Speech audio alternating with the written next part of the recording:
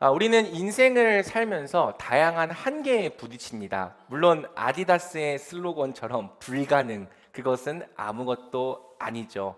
우리가 한계라고 부르는 것들의 대부분은 사실 한계가 아닌 때가 많습니다. 포기하지만 않는다면 충분히 극복할 수 있는 경우가 대부분이죠. 하지만 그럼에도 불구하고 한계에 부딪힌 그 당시에는 절망과 좌절의 감정이 드는 것 같습니다. 나는 여기까지인가? 체력의 한계, 오늘 체력의 한계를 많이 얘기해 주셨는데, 체력의 한계에 부딪힐 때 뭔가를 좀 더 할 수 있어야 하는데 이 체력 때문에 뭔가 안 되는 것 같은 느낌이 들 때, 또 인간관계의 한계, 재정의 한계, 실력의 한계 등 다양한 한계와 맞부딪힐 때 여기까지가 내 한계인가 포기하고 싶어지는 거죠.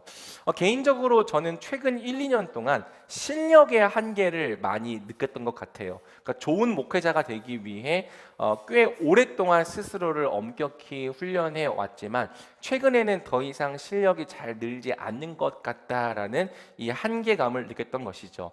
한동안은 좀 우울하기도 했지만 또 요즘에는 그냥 받아들이는 추세입니다. 내 한계와 현실을 있는 그대로 인정하되 노력은 게을리하지 말자. 비교하지 말고 내 자리에서 하루하루 한 걸음씩 앞으로 나아가자. 이런 식으로 마음을 지키고 있습니다. 저는 이런데 여러분은 요즘 어떤 한계를 경험하고 있는지가 궁금합니다. 이따가 밥 모임 때 이 그리팅 시간에 나누지 못했던 분들도 나는 요즘 이런 한계를 경험하고 있는 것 같습니다. 아이스 브레이킹으로 나눠보시면 좋을 것 같습니다. 신앙생활도 마찬가지죠. 우리는 신앙생활 중 때때로 우리 믿음의 한계가 느껴지는 지점들을 마주하게 됩니다. 다른 것은 다 믿어도 딱 한 가지 부분에 있어서만큼은 도저히 믿어지지 않는 부분이 우리 믿음에 존재할 수 있는 거예요.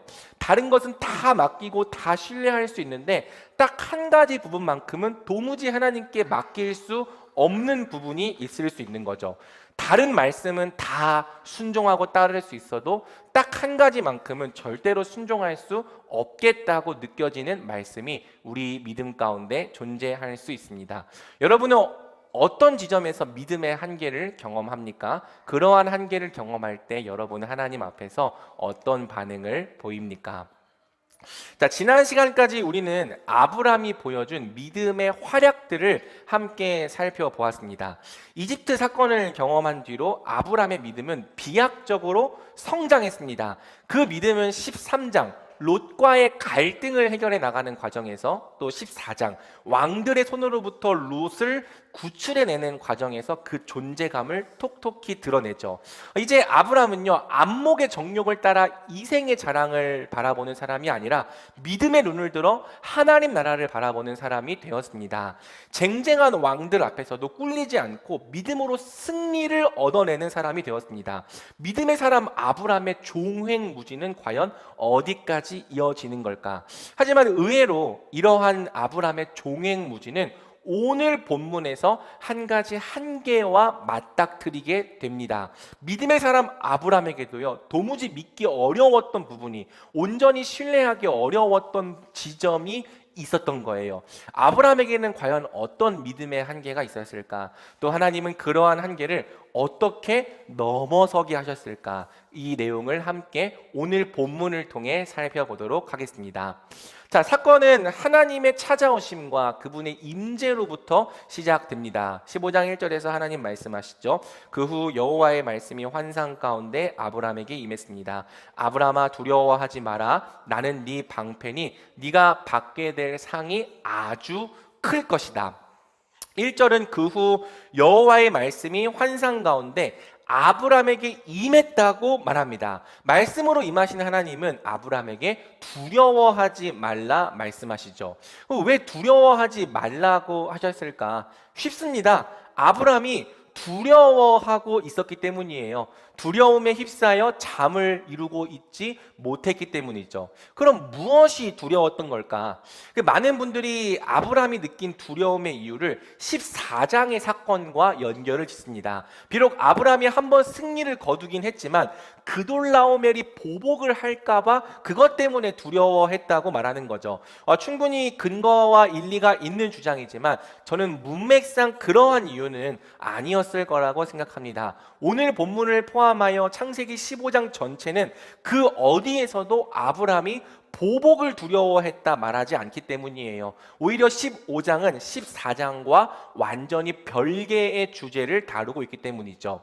자, 우리말로는 1절의 첫 단어가 그 후에라고 번역되어 있지만 원문상으로는 그 일들 후에입니다. After these things라고 되어 있습니다. 그러니까 이는 오늘 본문이 단지 14장하고만 연결된 사건이 아니라 이제까지 일어난 일련의 사건들 전체로부터 이어진 사건이라는 뜻이죠. 그러니까 믿음으로 올바른 선택을 했고 믿음으로 왕들을 이겼지만 그럼에도 불구하고 여전히 아브라함을 두렵게 만드는 문제가 있었습니다.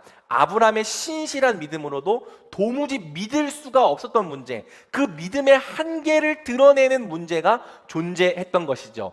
그 문제가 대체 무엇이냐? 아브라함은 말합니다. 우리 2절과 3절을 같이 한 목소리로 읽어보겠습니다. 시작. 그러자 아브라함이 말했습니다. 여호와 하나님이여 제게 제 재산의 상속자는 다메섹 사람 엘리에셀이 될 것입니다. 아브라함이 다시 말했습니다. 주께서 제게 자식을 주지 않으셨으니 제 집에서 난 하인이 저의 상속자가 될 것입니다. 오늘은 또 벌이 제 설교의 최고의 경쟁자가 되었는데 꿀리지 않고 꿋꿋이 한번 말씀을 전해 보겠습니다. 저에게 집중해 주세요. 자, 아브라함을 믿음의 한계에 부딪히게 했던 문제, 바로 그에게 자식이 없었다는 것입니다. 여호와 하나님이여 제게 무엇을 주시겠습니까? 제 재산의 상속자는 다메섹 사람 엘리에셀이 될 것입니다. 믿음으로 살면 뭐합니까? 장래의 유업을 믿으며 때로는 손해까지 감수하며 살아왔지만 정작 가장 중요한 것이 내게 없는데 자식이요.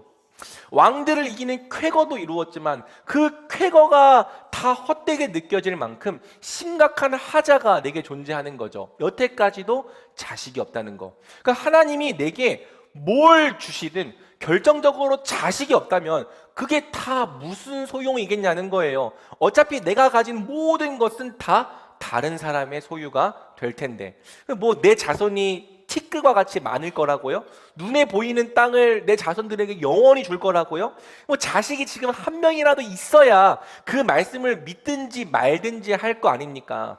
하나님의 말씀은요, 맨 미래에 대한 약속만 있고 지금 당장 눈에 보이는 게 없더라는 거죠. 손에 잡히는 게 없는 거예요. 이런 상황이 계속되자 아무리 믿음의 사람 아브라함이라도 더 이상 하나님을 신뢰하기 어려운 상태까지 내몰리게 된 것이죠. 아브라함은 말합니다. 주께서 제게 자식을 주지 않으셨습니다.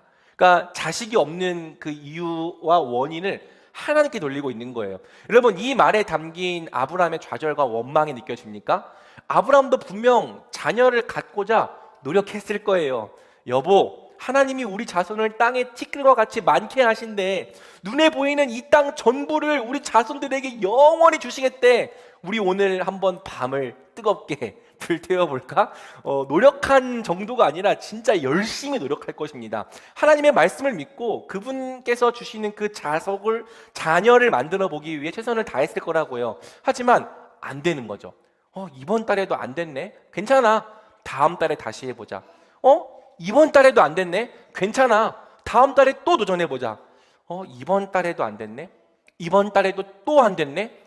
이번 달에도 역시나 안 됐네? 그래, 애초부터 우리가 자손을 갖는 것은 불가능한 일이었지.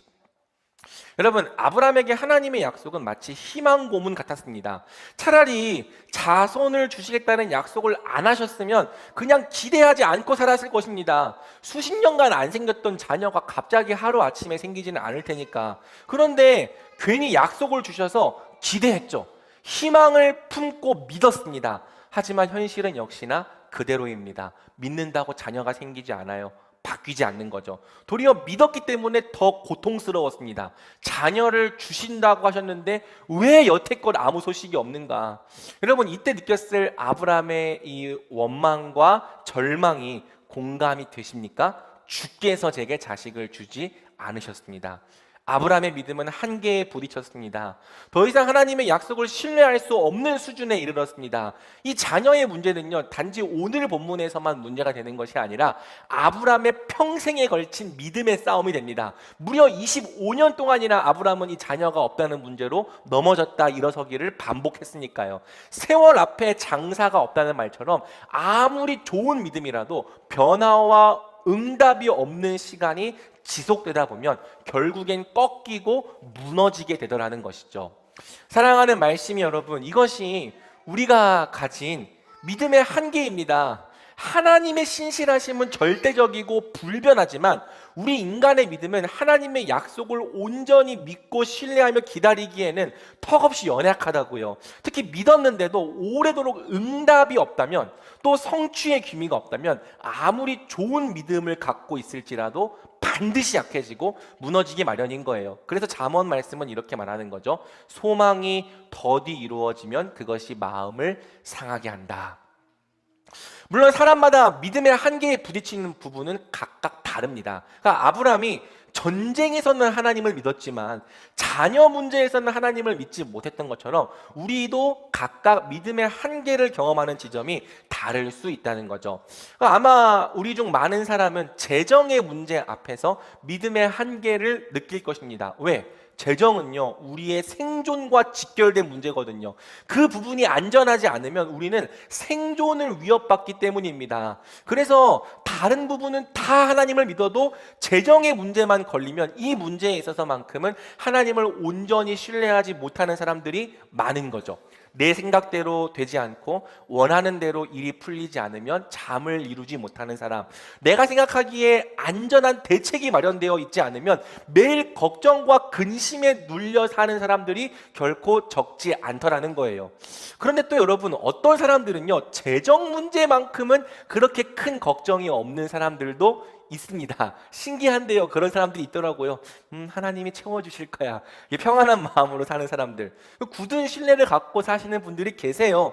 물론 저는 아닙니다. 이따가 간증하겠지만 저는 아니에요. 하지만 재정에 걱정이 없는 분들이라고 해서 모든 부분에 믿음의 한계가 없는가 묻는다면 또 그렇지는 않더라는 거죠. 어떤 사람은요, 기도가 응답되지 않는 것에서 믿음의 한계를 느낍니다. 병이 낫지 않는 거죠. 그리고 오래도록 관계가 회복되지 않는 거죠. 정말 해결되기 원하는 문제가 해결되지 않는 거죠. 그러한 이 기도의 응답이 없는 시간이 지속될 때 하나님이 일하신다라는 신뢰를 더 이상 유지할 수 없게 되는 거예요. 어떤 사람은 자신의 반복되는 실패를 경험하며 믿음의 한계를 느낍니다. 예수님을 믿고 매번 회개하는데도 자꾸만 똑같은 죄에 걸려 넘어지는 내 자신을 볼 때 내가 변화될 수 있다는 소망을 더 이상 품지 못하게 되더라는 거예요. 어떤 사람은 끝나지 않는 긴 고난 속에서 믿음의 한계를 느낍니다. 처음에는요, 그래도요, 믿음으로 버텨보려고 했어요.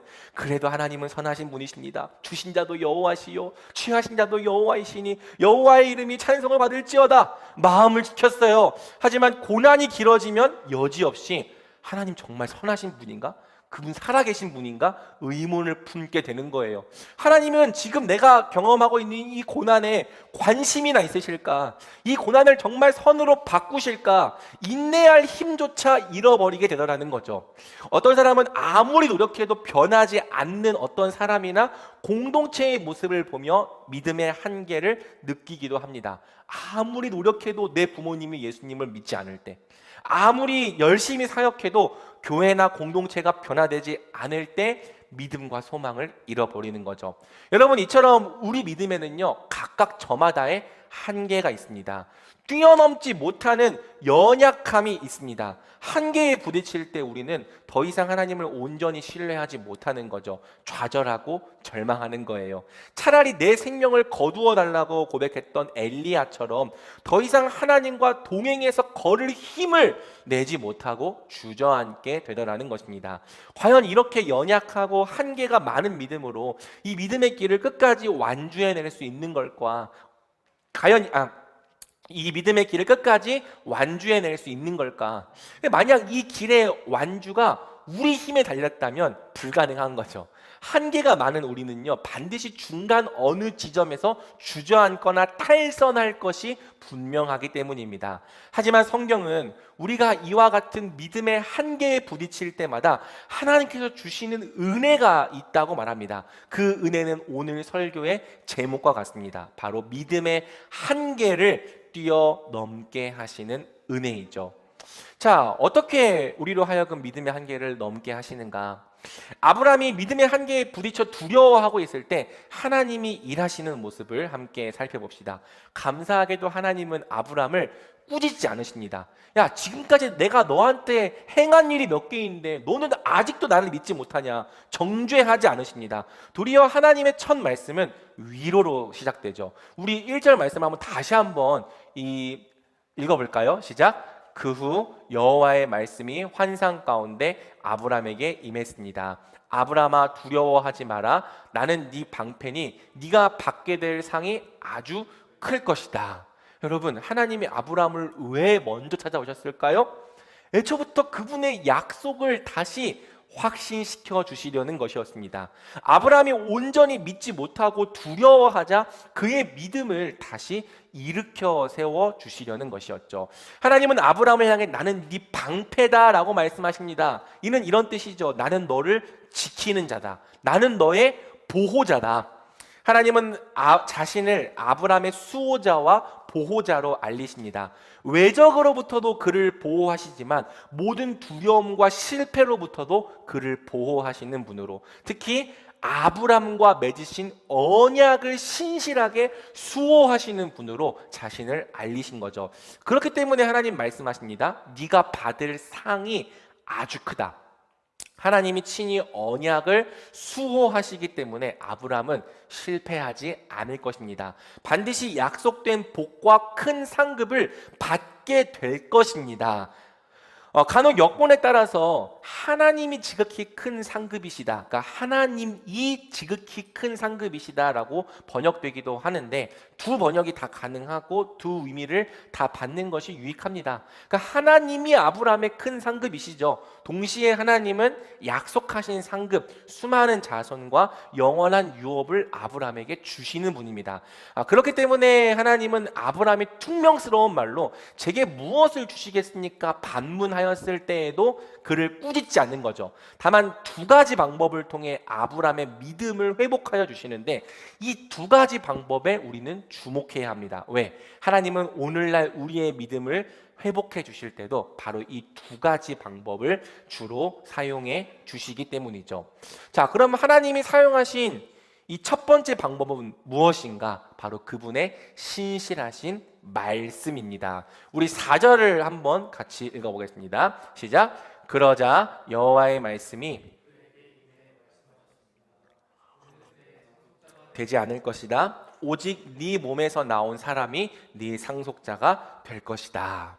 자, 여호와의 말씀이 그에게 임하여 말씀하셨다. 하나님은 믿음의 한계에 부딪힌 아브라함에게 다시 그분의 말씀을 들려주십니다. 그는 네 상속자가 되지 않을 거야. 오직 네 몸에서 난 네 자녀가 내 상속자가 될 거야. 여러분, 이것은요 사실 새로운 말씀이 아니죠.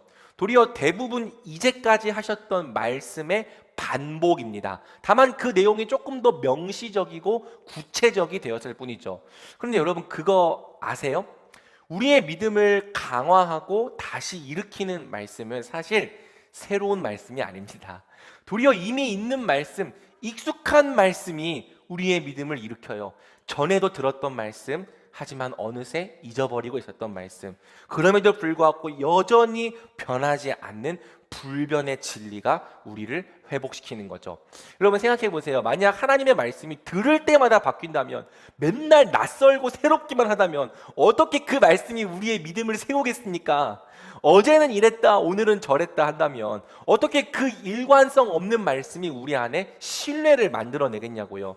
도리어 하나님의 말씀은 언제나 일관성이 있고 상황에 따라 달라지지 않기 때문에, 모든 시대 모든 상황을 통틀어 항상 진리이기 때문에 우리의 믿음을 세워줍니다. 십자가 바뀌지 않잖아요.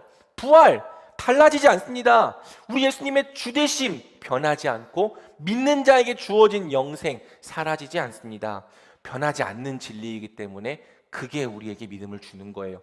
우리의 삶과 인생을 온전히 하나님께 맡기기 위해서는 그 믿음의 대상과 내용이 절대로 변하지 말아야 하는 거죠. 굳은 반석과 같이 확고해야지만 우리가 거기에 우리를 내어 맡길 수 있는 거예요. 여러분, 이런 면에서 이미 주신 말씀에 굳게 거하지 않고 자꾸 새로운 것만 추구하려는 신앙은 위험합니다. 교회가 2000년 동안 들어온 사도적 복음에 귀를 기울이지 않고 자꾸 그럴싸한 새 주장만 따라가는 신앙은 위험하다고요. 그런 사람들은 우리 예수님의 말씀처럼 언제 부서지고 흩어질지 모르는 연약한 모래 위에 자기 믿음을 건축하는 사람이죠. 사도 바울의 말처럼 온전한 신뢰는 자꾸 새로운 말을 들을 때가 아니라 이미 배우고 확신한 일에 반복적으로 머무를 때 생겨납니다. 그러나 너는 배우고 확신한 것 안에 머물러라. 성경은 네게 그리스도 예수 안에 있는 믿음으로 인해 구원에 이르는 지혜를 줄 수 있다. 그러므로 우리는 이미 아는 말씀이라도 그 말씀을 반복적으로 여러 번 들어야 합니다. 같은 말씀을 자꾸 반복해서 들어야 그게 어느샌가 우리 안에 믿음을 만들어내는 거죠. 자, 그리고 여러분, 하나님의 말씀은 단순히 객관적이기만 한 지식이 아닙니다. 도리어 매 순간 하나님의 음성으로 발화되는 그분 자신의 인격적인 말씀입니다. 여러분, 이게 무슨 의미냐? 아주 쉬운 예시를 하나 들어볼 테니까 한번 잘 들어보세요. 이 예시를 이해하면 이해할 수 있습니다. 여러분, 연애할 때 여자들이 가장 듣고 싶어하는 말 1위가 무엇인지 압니까? 몰라요? 연애를 하고 있으면서도 모르면 좀 큰일 나는데, 연애할 때 여자들이 가장 듣고 싶어하는 말, 뭐 사람마다 차이는 있겠지만 1위로 집계된 말은 당연히 사랑해입니다. 물론 남자들도 사랑한다는 말을 듣기 원하지만 남자에게는 사랑해가 1위는 아니래요. 남자들은 보고 싶다는 말이나 고마워라는 말이 더 선호된다고 합니다. 왜 그런가 봤더니 여자들은 이 연인에게서 계속 사랑받는다는 느낌을 받고 싶어하고, 남자들은 연인에게서 내가 필요한 존재로 인정받고 있다는 느낌을 받고 싶어하기 때문이래요. 아무튼 여자들 중에서 자기 연인이나 배우자에게 사랑해라는 말을 딱 한 번 듣고 만족할 사람이 과연 있을까요? 이런 거죠. 제 남편이 30년 전쯤에 저에게 딱 한 번 사랑해라고 말해 주었습니다. 그날 이후로 저는 30년 동안 늘 사랑받는다고 느끼며 살았습니다. 이렇게 말할 사람이 있겠냐는 거예요. 도리어 하루에 4번 사랑을 말하고, 그리고 8번 웃고 6번 자, 아무튼 보통의 여자라면은 사랑한다는 말을 매일같이 듣고 또 듣고 싶어 할 것입니다. 그것도 한마디 한마디 진심을 담아서요. 여러분, 매번 같은 말이라도 그 말이 매번 같지 않은 이유는 그 말이 그저 추상적인 지식이 아니라 사랑하는 내 연인의 입에서 나온 말이기 때문에 아니겠습니까? 그가 진심을 담아 나를 사랑한다고 말해줄 때마다 사랑을 또 한 번 확신하게 되는 거죠. 기쁨과 안정감을 느낀다는 거예요. 마찬가지입니다. 하나님의 말씀은요, 그저 객관적이기만 한 말씀, 비인격적인 말씀이 아닙니다. 그저 공부의 대상인 추상적인 논리나 정교한 지식체계도 아닙니다. 하나님의 모든 말씀은 지금도 살아계셔서 역사하시는 하나님, 우리와 교제를 나누시는 인격적인 하나님으로부터 발화되는 말씀입니다. 성경을 읽거나 묵상할 때, 지금처럼 설교를 들을 때 우리는 단지 어떤 지식체계를 듣는 게 아니라 성령을 통해 실제로 그분의 음성을 듣게 된다는 거예요. 그래서 여러분, 같은 말씀일지라도, 심지어 여러 번 들었던 말씀일지라도 하나님으로부터 발화된 음성은 언제나 우리를 감화시키는 거죠. 내가 널 사랑한다. 내가 널 위해 죽었다. 내가 널 떠나지도 않고 버리지도 않겠다. 반드시 내가 너를 복주고 구원하겠다. 여러분, 이런 말씀들이 그저 죽은 글이 아니라, 그저 추상적인 지식체계가 아니라 내 사랑하는 주님의 음성으로서 들려온다면 어떻게 그 음성 앞에서 우리가 이거 이미 다 아는 말씀이네, 뻔한 말씀이네, 시큰둥할 수 있겠습니까? 도리어 들을 때마다, 내 주님의 음성이 들려올 때마다 감격하지 않겠습니까? 다시 믿음이 살아나고 회복되지 않겠냐고요. 아멘. 진실로 그러합니다. 우리 주님 신실하십니다. 저도 주님을 사랑합니다. 이런 인격적인 반응들이 터져 나오지 않겠냐는 거예요. 여러분도 제 설교를 들으면 혹시 목사님의 설교는 뭘 새로운 게 없어, 맨날 똑같은 내용이야 라고 생각할지 모르겠지만, 목사인 저는 더더욱 그렇습니다. 교만하다고 생각할지 모르겠지만 저는 솔직히 이제 누구의 설교를 들어도 지식적으로 완전히 새로운 것을 알게 되는 경우가 그리 많지 않습니다. 왜냐하면 성경 66권 변하지 않잖아요. 교리 변하지 않는다고요. 실제로 그래요. 하지만 저는 그럼에도 불구하고 이미 다 아는 내용의 설교를 들으며 눈물을 흘립니다. 위로받아요. 마음에 찔려 회개합니다. 소망과 용기를 갖습니다. 하나님을 찬양하고요, 어쩔 땐 엎드려 경배합니다. 왜? 저는 그 설교 속에서 내 사랑하는 주님의 음성을 들었거든요. 다시 한번 우리 주님의 크신 사랑과 신실한 약속을 확인하게 되었거든요. 그러면요, 그 내용을 이미 아냐 모르냐가 대체 뭐가 중요합니까? 오히려 저는 그 주님의 음성을 매일 듣고 싶은 거죠. 날 사랑하신다는 음성을, 나와 함께 계신다는 음성을 날마다 듣고 싶은 겁니다. 삼위 하나님이 나를 위해 이미 행하신 일과 지금도 나를 위해 하고 계신다고 말씀하시는 일들을, 또 앞으로 나를 위해 영원히 행하시겠다고 약속하신 일들을 매일같이 다시 확인받고 싶다고요. 저에게는 그 내용을 이미 아냐 모르냐가 중요한 것이 아니라 우리 주님께서 또 내게 그렇게 말씀해 주셨다는 사실이 무엇보다 중요하기 때문입니다. 그 말씀을 들으면 내 안에 믿음이 살아나는 거죠. 여러분, 모든 성경은 하나님의 감동으로 되었습니다. 하나님의 말씀은 살아있고 활력이 있어서 누구든지 그 말씀을 읽고 듣는 자는 하나님의 음성을 듣게 됩니다. 믿음이 필요하세요? 그분의 말씀을 읽으십시오. 오늘도 성경을 통해 말씀하시는 우리 하나님의 신실하신 음성을 들으십시오. 한 번으로 믿어지지 않으세요? 믿어질 때까지 들어보십시오. 우리 주님의 사랑하는 그 음성을, 사랑스러운 그 음성을 매일같이 들어보십시오. 듣다 보면요, 결국엔 믿게 될 것입니다. 자, 그리고 하나님이 아브라함의 믿음을 세우시기 위해 사용하신 두 번째 방법은요, 바로 신실하신 섭리를 통한 경험입니다. 우리 5절을 한번 같이 읽어보겠습니다. 시작. 여호와께서 아브라함을 밖으로 데리고 나가 말씀하셨습니다. 하늘을 올려다보고 별을 세어보아라. 과연 셀 수 있겠느냐? 그리고 여호와께서 말씀하셨습니다. 네 자손도 이와 같이 될 것이다. 하나님은 아직도 믿기 어려워하는 아브라함을 이제 밖으로 데리고 나가십니다. 그리고 수많은 별들로 수놓아진 밤하늘을 보여주시며 이렇게 말씀하시죠. 하늘을 올려다보고 별을 세어보아라. 과연 셀 수 있겠느냐? 네 자손도 이와 같이 될 것이다. 여러분, 성경을 읽을 때는요, 그냥 아무 감수성 없이 읽으면 안 되고요, 이 장면을 좀 상상하면서 읽을 필요가 있습니다. 이 장면을 상상해 보세요. 마치 영화의 한 장면이라고 생각하면서 딱 이 장면을 여러분들이 이제 보는데 오케스트라 이 부금이 막 깔려 나오면서 이 장면이 상영이 된다고 생각해 보세요. 지금까지 아브라함이 장막 안에서 혼자서 이렇게 우울해하고 있었습니다. 자식이 없으면 결국 무슨 소용인가, 이 믿음의 길이 다 헛되구나, 현타에 빠져 있었습니다. 하지만 하나님께서 찾아와서 나는 너의 방패다, 나는 너를 지키는 자다, 너의 자손을 내가 반드시 줄 것이다 말씀하시면서 아브라함의 손을 잡고 밖으로 나가시는 거죠. 그리고 밖으로 나가신 다음에 저 밤하늘의 수많은 별들을 보여주시는 거예요. 여러분, 지금이야 밤에 별이 잘 안 보이기 때문에 이 별들을 보여준다는 게 어떤 느낌인지 우리가 잘 체감하기 어렵지만, 이 고대 시대에는 별이 대체 얼마나 많이 보였겠습니까? 고개를 들어 하늘을 올려다 보니까요, 저 은하수가 보여요. 은하수를 중심으로 수십억이 넘는 이 셀 수 없는 별들이 나를 향해 빛을 내뿜고 있습니다. 바로 이 장면에서 이제 인터스텔라 부금 뜨든 이제 깔리면서 다 이렇게 뭔가 감정이 고조되고 있는데, 이 웅장함에 압도당하고 있을 때 하나님께서 말씀하시는 거죠. 네 자손이, 두껍게 말해야 돼요, 이와 같을 것이다. 이 정도가 되면요, 안 믿는 게 믿는 것보다 어려운 일이 되는 거예요. 그러니까 아까까지만 해도 도저히 안 믿어졌는데 하나님이 모든 막 시청각 교제까지 다 동원하시면서 별들을 보여주시면서 되게 두꺼운 음성으로 네 자손이 이와 같을 것이다 말씀하시니까 갑자기 막 감동이 밀려오면서 믿어지기 시작하는 거죠.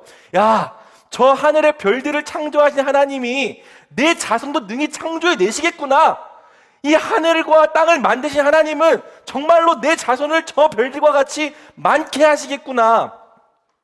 이처럼 하나님은 신실하신 말씀과 더불어서 현장 체험 학습까지 동원하셔서 아브라함이 결국 믿을 수밖에 없는 데까지 이끌어 가십니다. 아브라함은 그래서 믿게 되죠. 아브라함은 여호와를 믿었습니다. 그런데 아브라함이 믿은 게 아니에요. 전부 다 하나님이 믿게 해주신 것입니다. 하나님은 우리의 믿음 없음을 도우시는 분입니다. 이 은혜가 있기 때문에 아브라함은 믿음의 한계를 넘게 됩니다. 도저히 바랄 수 없었던 중에도 너의 자손이 하늘의 별과 같이 많으리라 말씀하신 하나님의 약속을 감히 바라고 신뢰하게 되는 거죠. 사랑하는 여러분, 저는 이와 동일한 은혜가 오늘날 우리에게도 똑같이 부어진다고 믿습니다. 아니, 이 은혜가 부어졌기 때문에 지금 우리가 이 자리에서 하나님을 예배하게 된 것이라고 믿습니다. 하나님은 우리에게 그분의 신실하신 말씀을 계속해서 들려주십니다. 뿐만 아니라 우리가 결국 믿을 수밖에 없도록 우리의 경험까지도 신실하게 주관해 주십니다.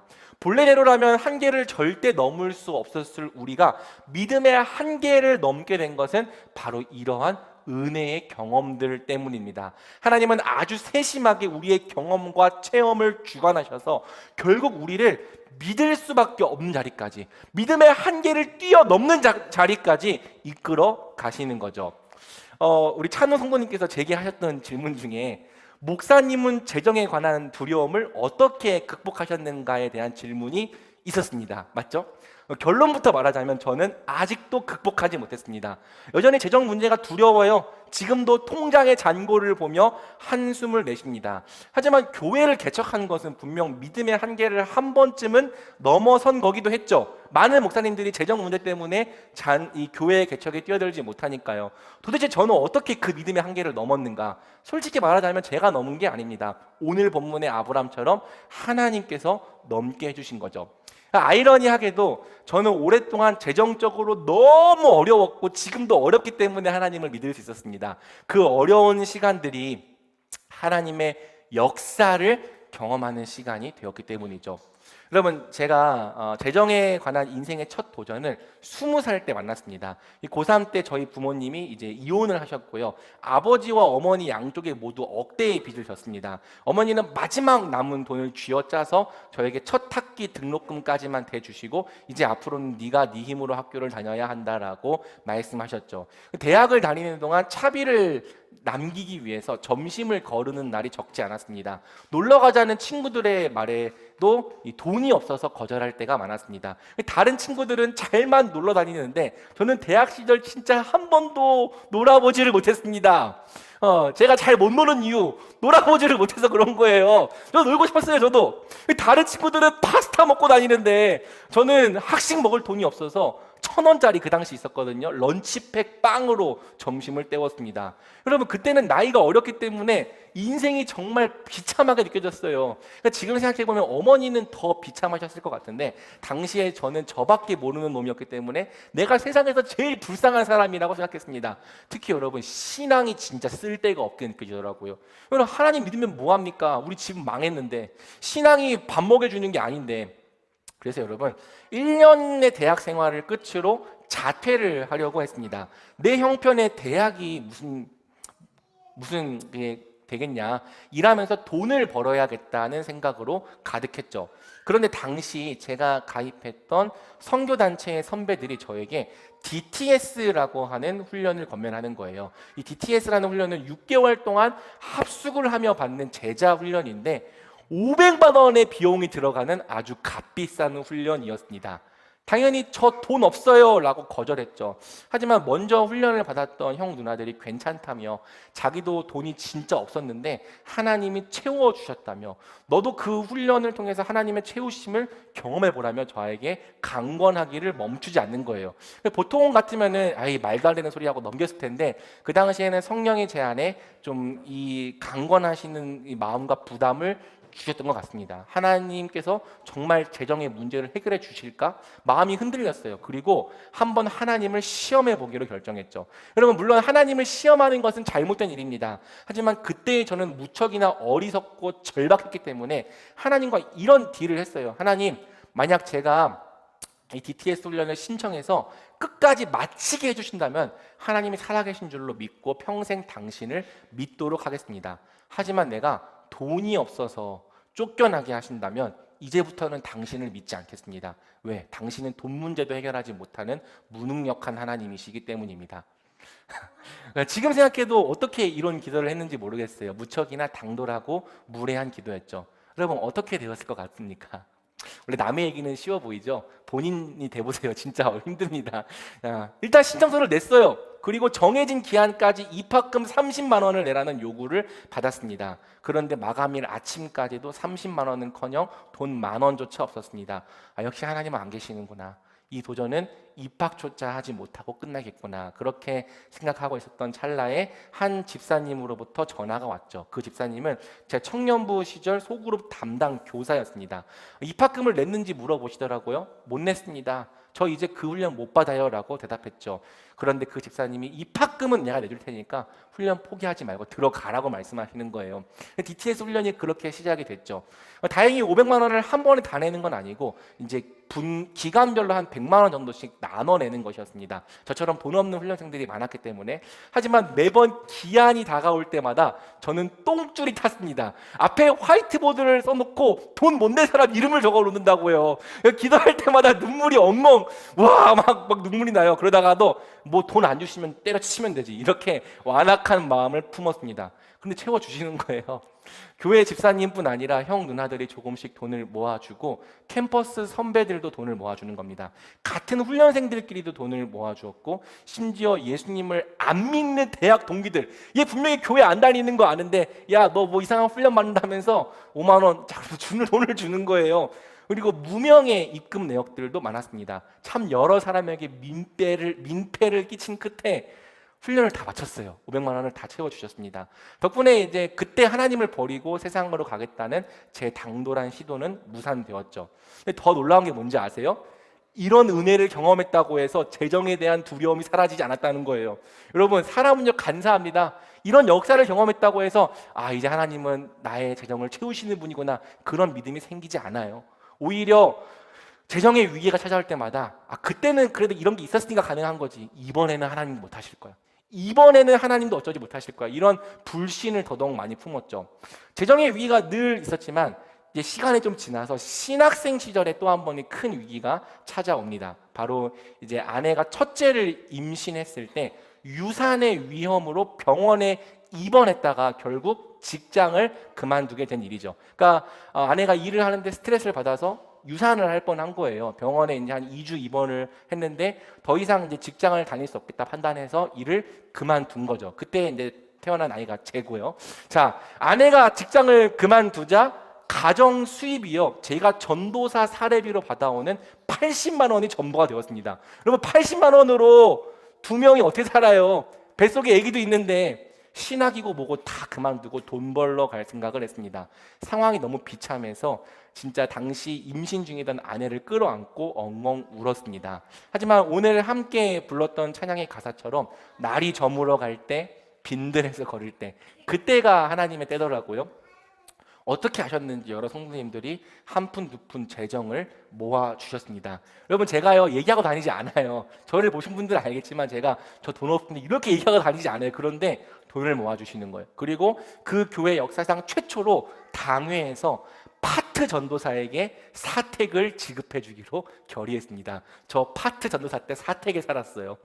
신학교에서 전교생 중 딱 한 명만 받을 수 있는 특별 생계 지원 장학금을 제가 받게 되었습니다. 상상할 수 없었던 수많은 방법들로 하나님은 결국 그 어려웠던 시간, 신학생 시절이 진짜 어려웠는데 그 시간을 지나게 하셨습니다. 여전히 제게는 재정에 대한 믿음이 현저히 부족하지만 그래도 제 안에 겨자씨만한 작은 신뢰가 있다면 이 믿음은 하나님께서 만들어 주신 것입니다.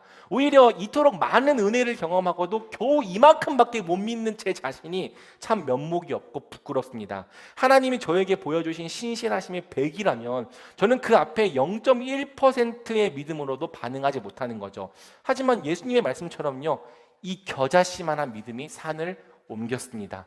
어쨌든 저같이 배포 없는 소심한 겁쟁이가 교회 개척이라는 무모한 도전을 했으니까, 배 밖을 나와서 예수님과 함께 걸어본다는 그 믿음의 도전을 시작했으니까, 만약 제 안에 하나님께서 참되다고 인정하실 만한 아주 조그마한 믿음이라도 존재한다면 저는 그 믿음에 대한 모든 영광을 하나님께 돌립니다. 제가 믿은 게 아니에요.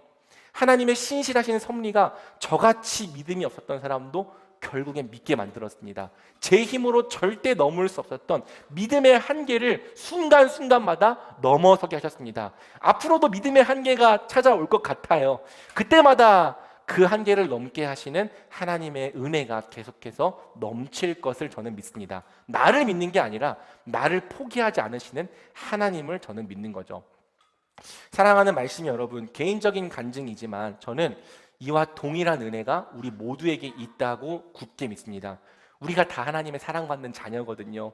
하나님은 그분의 신실하신 말씀과 그분의 신실하신 섭리로 우리의 믿음 없음을 도우고 계십니다.